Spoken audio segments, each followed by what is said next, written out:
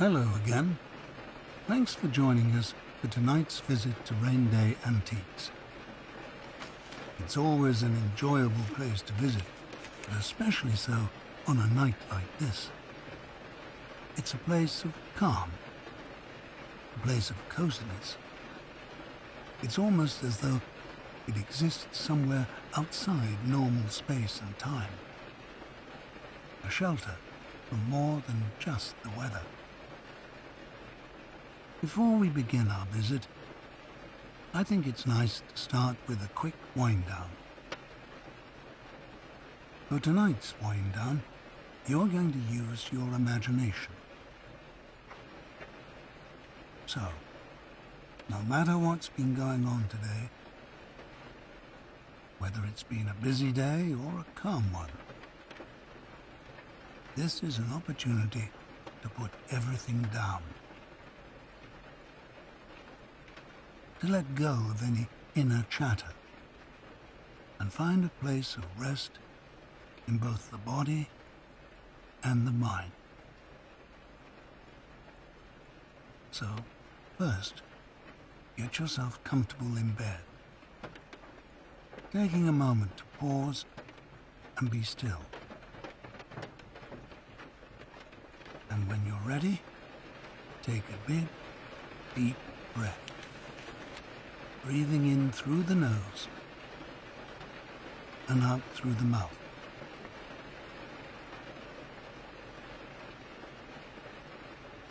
But as you breathe out, allowing the body to sink down into your bed. Feeling the weight of the body, allowing thoughts to come and go.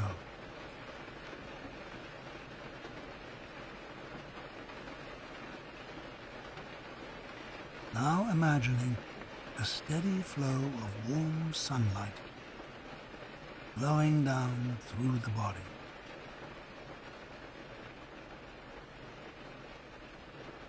Dissolving any tension, any discomfort, as it begins to fill the body, starting with the toes, moving up through the feet and the legs being filled with sunlight.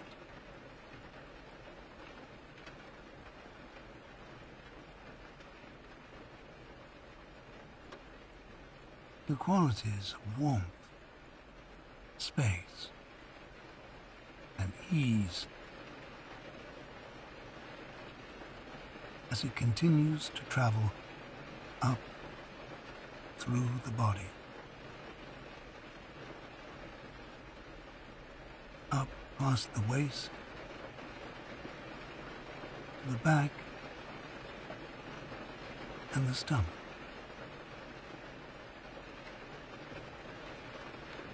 It's as though it washes away any discomfort.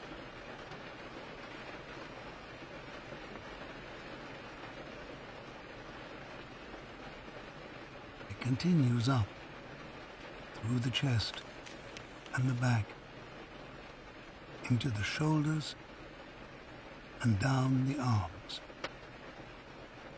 all the way down to the hands and fingers.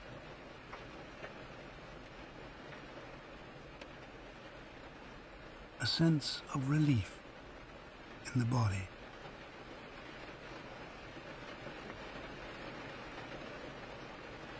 And stillness in the mind as it continues to travel up through the neck and the throat,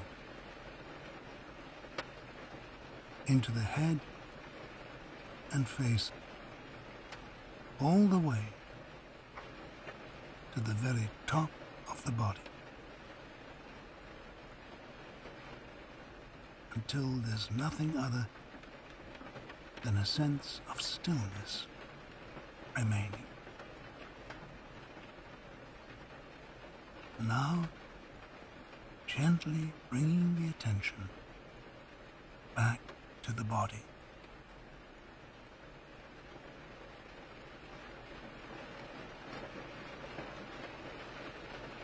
If you've ever found yourself, one evening, wandering down a quiet street in the rain, looking for somewhere to take shelter, you'll know what a blessed relief it is to find such a place as Rain Day Antiques.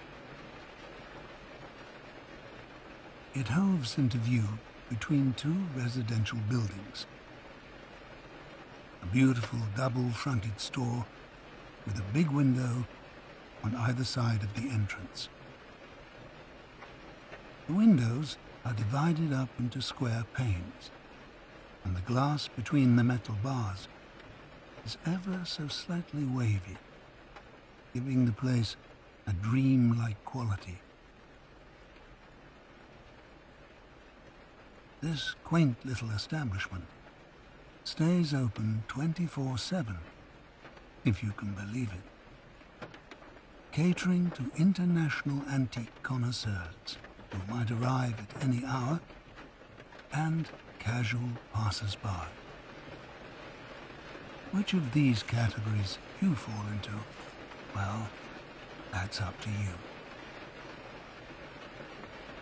On a night like tonight, when the street lamps are fuzzy halos and the rain starts coming down harder so that your footsteps make little slaps and squelches on the sidewalk, there's nothing more welcome than the misty orange light seeping through the antique store's steamed-up windows, and its weather-beaten old sign hanging above the doorway, now creaking a little in the damp breeze, that says, "Come on in, we're open."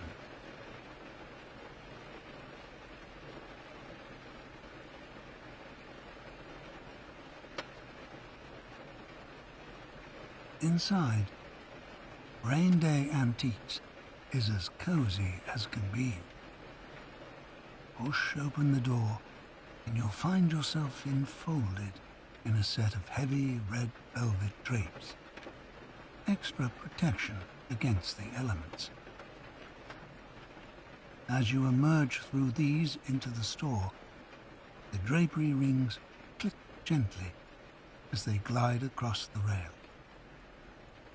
It's quite a place. Above you is a domed skylight that looks up into the night, and the rain patters satisfyingly onto the glass overhead.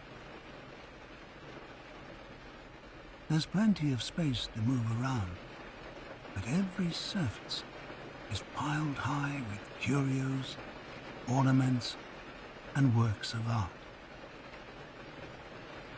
To the left of the door is a brass umbrella stand, and above it a set of coat hooks.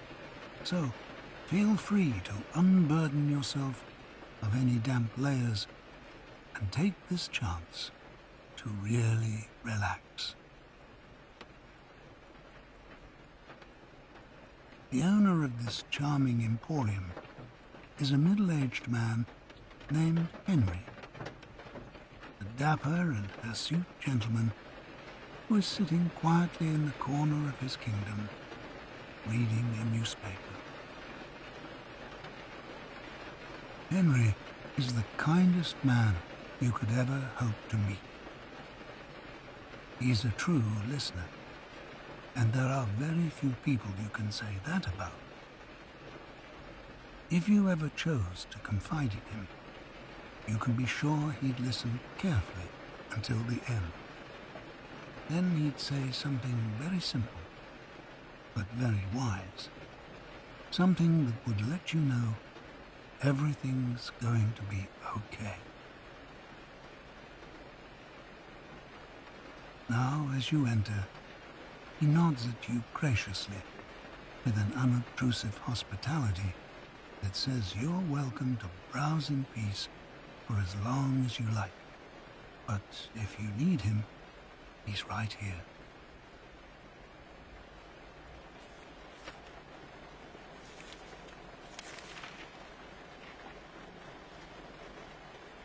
In a dimly lit corner of Rain Day Antiques stands a writing desk covered with a blanket on which are laid out numerous smaller items. One of these is a box of old photographs and postcards. As you leaf through, you glimpse vintage postcards of European cities and snow-capped mountains, black and white beaches, interesting rock formations, and a donkey in a straw hat. There are snapshots of groups of men in cricket whites, families awkwardly gathered together for a stagey photograph, cartoons of terriers and kittens in baskets, and a set of studio portraits of a clearly much cherished spaniel. Some have spidery handwriting on the back, mostly illegible. You turn over a postcard from Holland with a windmill on it. "Dear Nanny and Auntie," it reads, "I'm having a lovely time. We have just been for a walk, and as I write this, it is pouring with rain. Thanks for the books. Love, Barbara." All these memories that once belonged to somebody else would now be yours for the taking. That's the funny thing about memories. They're very adaptable.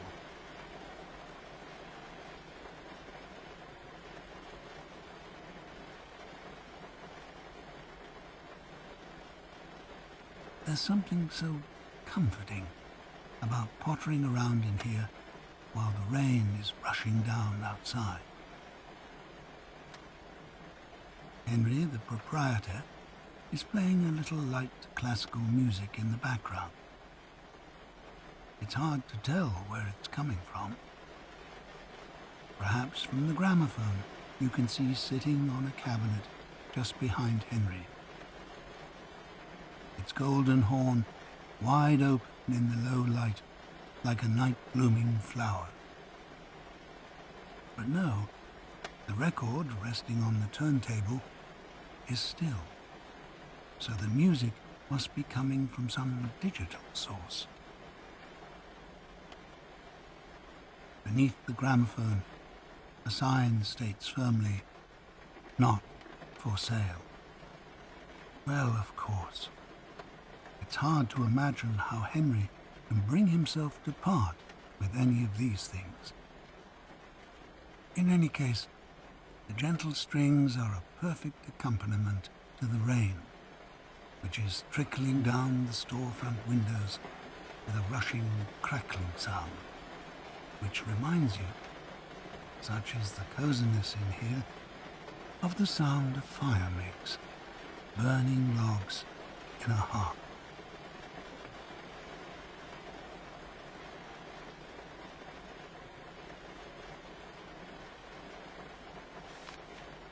There's so much to look at in here. You might want to just stand for a moment, gazing around you and soaking up the atmosphere in this rain haven.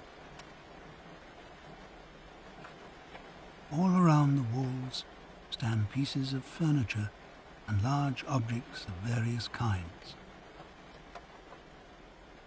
Scanning the room, you take in a mid-century coffee table, a grandfather clock ticking, an Art Nouveau hat stand with several remarkable feathered hats hanging from it, a gilt mantelpiece mirror streaked and dotted with age, and a dappled grey rocking horse with a red saddle and a long silvery mane.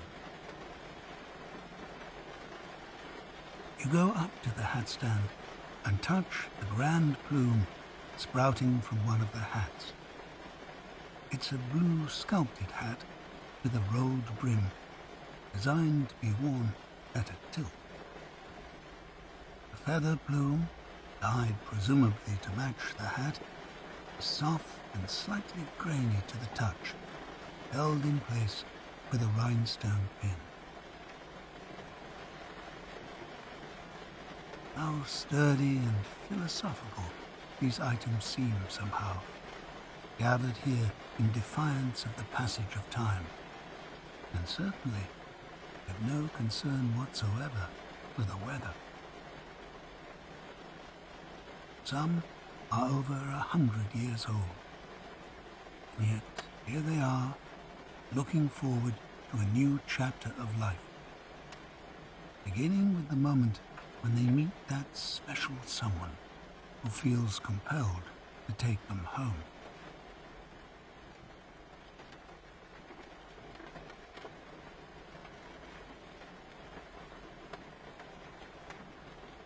Have you ever seen so many wonderful items in one place? Look over there. Sitting proudly on top of an antique sideboard is a leather hippo, about the size of a footstool. But if anyone actually went so far as to rest their feet on this hippo's gently curved back, where a neat seam runs along it, well, that would seem very unkind. More likely, you'd want to give this hippo a little pat from time to time. Try it. His mahogany-colored bulk is surprisingly firm, with just a hint of something rumpled underneath. His stuffing, where he's been sewn together, his stitches are straining somewhat, as if he's had one too many good meals. Well, he's lived a long time. Over the years, he's become rather worn and discolored in places, but that only adds to his character. You'd almost be tempted to give him a name. What could it be? George? Aubrey? Or perhaps her name is Victoria or Gretchen. Either way, this is one dignified hippo.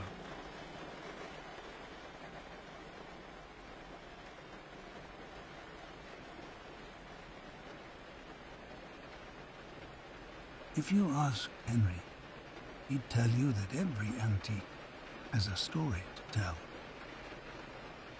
He likes to say that he never acquires anything for his store unless there's some fantastic tale behind it. His regulars know that's just a line, though. If he likes something enough, he'll just go ahead and make up a story about it. Such as this vintage toy pedal car, which he says used to belong to a member of the British royal family. He hasn't got any paperwork to prove it, unfortunately, but then again, there's nothing to disprove it either. The car is bright green, slightly battered and rusting at the edges, but in its heyday, it would surely have been the perfect vehicle for a young prince or princess to take a turn about the palace gardens in. It has a long bonnet, but the rest of the car is all seat. There's a large cream-colored plastic steering wheel sticking up in the center of the car, so that driving it might feel a bit like driving a mini tractor. It's open top, though. No roof at all, so it'd be no use on a night like tonight.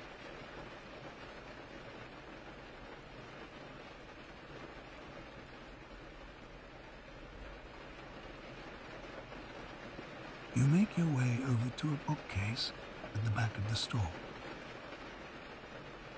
It's packed full of dusty old leather-bound books with gilt lettering on the spines. When you take one down and turn it over, you find its pages are etched with gold, and there's a pale blue ribbon sewn into the spine for marking your place. pages are densely set with small type and speckled with brown spots, what booksellers call foxing. Isn't that a lovely word? You take down another larger book, which contains beautiful 19th century watercolors of the flora and fauna of South Africa.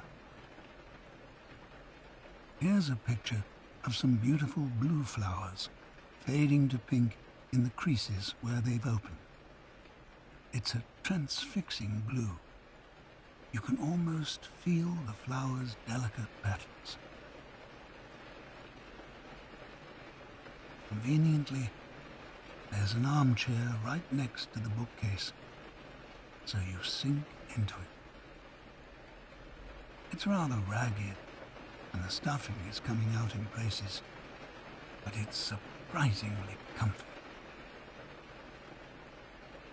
At your feet is a wire rack containing vintage magazines. Perhaps you could just sit here a while the rain pitter-patters in the background, communing with all this ancient literature and allowing yourself to slip, at least for a short time, into its magical world.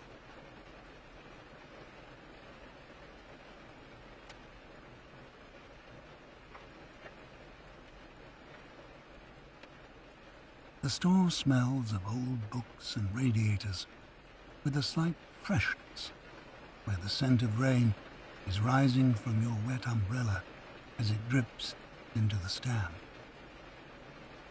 Every so often, the lights of a car streak through the window, illuminating the darker corners of the store. In that moment, you see a row of leather-bound books and a fine folding room screen. Its silk panels are embroidered with Japanese scenery. Houses with curved roofs surrounded by trees. A bridge arching over a river. Sound of the car passing is a loud sigh when the rain seems to briefly up its tempo before resuming its steady rhythm. You could stay here all night, just breathing in and looking at things, thinking about their stories.